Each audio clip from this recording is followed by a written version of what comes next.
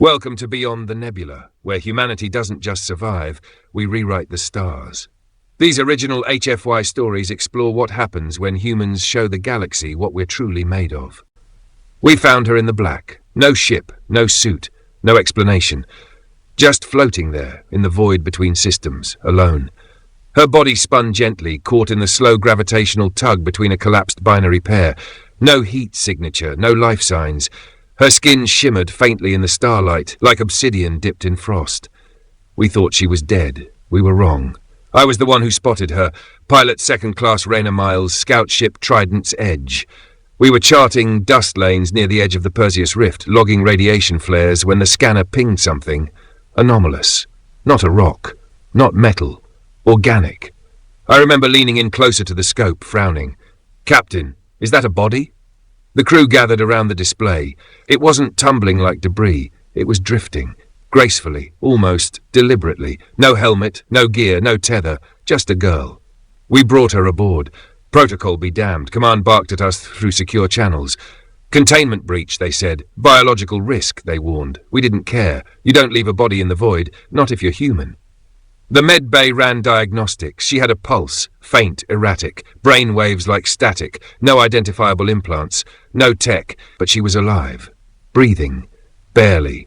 No one could identify her species. Her physiology was humanoid, but the structure of her neural cortex, her muscle density, her DNA, none of it matched anything in the Accord's records. She was something else, something forgotten. Then she woke up. She didn't sit up like people do after stasis or injury. She rose, levitating gently off the medical slab, head tilting with unnatural stillness. Her eyes opened. Black, not dark. Like the gap between galaxies. Like the place light goes to die. The med staff froze, weapons were drawn. I stepped forward. "Can you understand me?" She turned her head. Then, slowly, nodded. One word fell from her lips like a whisper. Earth. There was silence in the room. Earth? That name hadn't been spoken in 100 years. Not since the collapse. The official story was that the Sol system had been declared a quarantine zone, a biohazard, cut off from galactic traffic. But everyone knew the truth. Earth wasn't lost. It was erased. A failed experiment. A cautionary tale. "Who are you?" I asked. She looked around. Her voice was soft and layered with static, like an old transmission echoing through her throat. "I am the memory." We called her Void Girl, not to her face, just among the crew. It felt wrong to use her real name, if she even had one. She walked the corridors silently, barefoot, always watching. She never blinked. She never ate.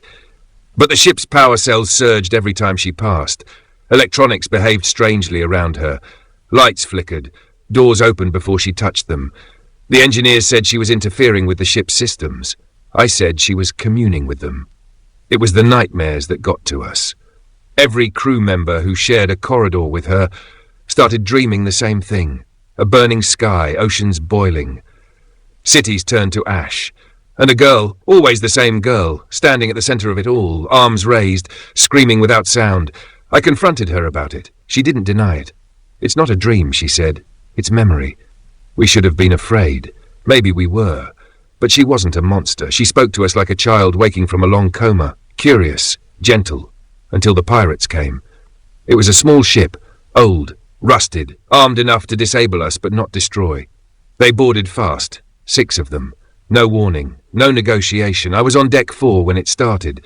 The alarms screamed. Gunfire echoed through the halls. I tried to reach the armory. I never made it. One of them cornered me, shoved me against the wall, weapon pressed to my chest.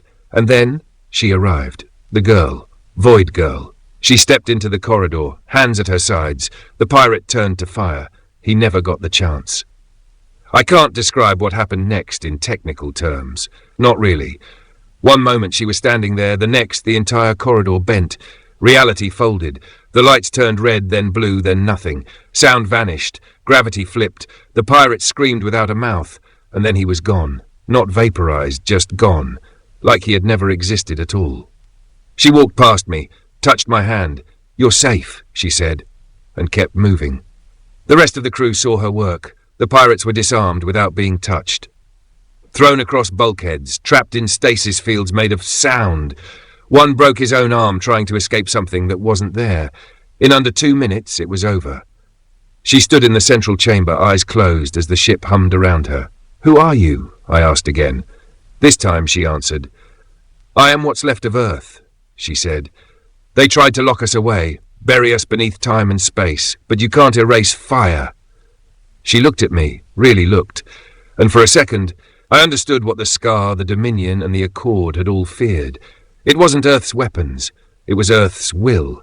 She told us stories then, of machines that rebelled, of storms engineered in revenge, of survivors turned gods, of a species so relentless that the galaxy had no choice but to forget them.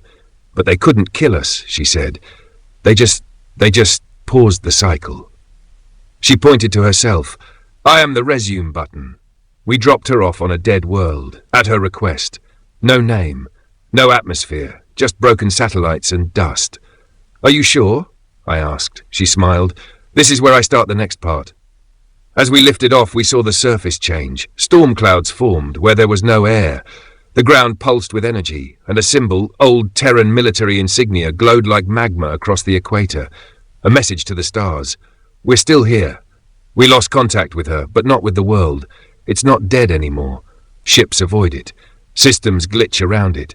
Time moves differently near it. Some say it's cursed. I say it's awakened. And sometimes, when the stars go dim, I dream of her, of eyes like void, of whispers in the black, of Earth breathing again. If you enjoyed this story, leave a like and comment. It helps us reach more sci-fi fans like you. And if you love tales where humans shake the galaxy, subscribe to Beyond the Nebula for weekly uploads. Original story by Beyond the Nebula, AI-assisted, human-created. Narrated by Beyond the Nebula. New episodes every week.